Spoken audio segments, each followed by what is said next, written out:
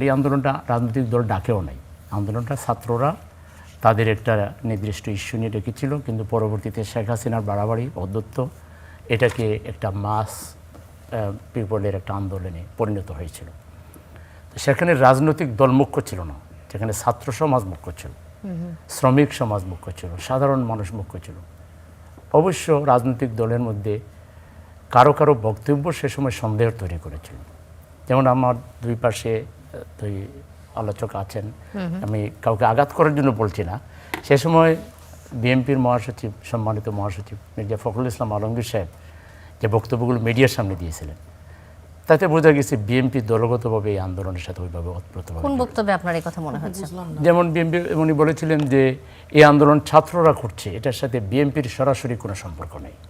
আচ্ছা, সরাসরি কোনো সম্পর্ক নেই, এটা সত্য কথা উনি হয়তো বলেছেন।